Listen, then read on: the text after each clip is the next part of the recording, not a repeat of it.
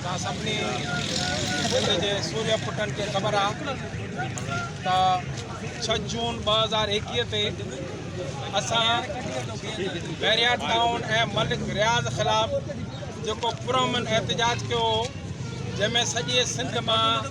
लखनि जी तादाद में असांजूं न्याणियूं, असांजा बचड़ा, असांजा सूर्य पुट उते पहुता हुआ, जंहिंखे मलिक रियाज़ पंहिंजे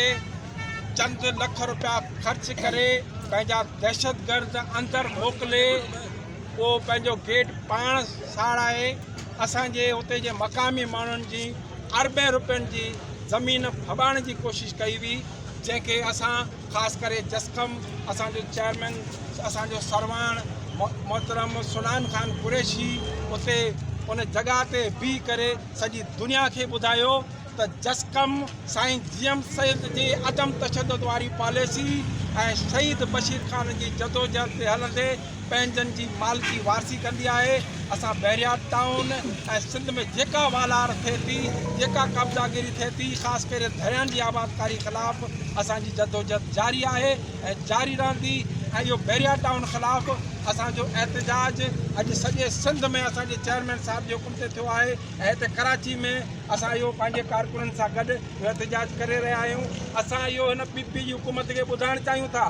त मलिक रियाज़ ऐं बैरिया टाउन जी तव्हां केतिरी बि कयो, वारसी कयो, मालिकी कयो, पर असां पंहिंजे हिन धरतीअ जे हिकु हिकु इंच जी हिफ़ाज़त कंदासीं। उन लाइ भले तव्हां असांखे जेलनि में मोकिलियो, टार्चर सेलनि में मोकिलियो, तव्हां असांखे लाश ॾिना आहिनि, तव्हां असांखे ज़हर पीतल लाश ॾिना आहिनि। असांजे शहीद बशीर खान कुरैशी जे पुरअमन जदोजहद कई हुई, उन जो तव्हां ज़हर पीतल असांखे लाश ॾिनो। अदम तशद्दुद जो वारस शहीद मक़सूद खान कुरैशी, उनखे तव्हां खंभे खणी वञे, उनखे तव्हां गोलियूं हणी उनजो तव्हां सड़ियल लाश असांखे ॾिनो, पर असां उन जदोजहद खां ख़ौफ़ज़दा न आहियूं। अॼु बि उन ई जदोजहद में आहियूं जेका रहबर सिंह जीएम सैद जी हुई, उन ई जदोजहद में आहियूं जेका शहीद बशीर खान कुरैशी जी आहे। ऐं अॼु हिन कारकुननि सां गॾु असां पंहिंजी मालिकी वारसी जे लाइ अॼु सॼी दुनिया खे ॿुधाइणु चाहियूं था त जेको 6 जून ते थियो हो, जेका दहशतगर्दी मलिक रियाज़ कई हुई, उन लाइ अॼु सॼी सिंध उनखे ॾिठो आहे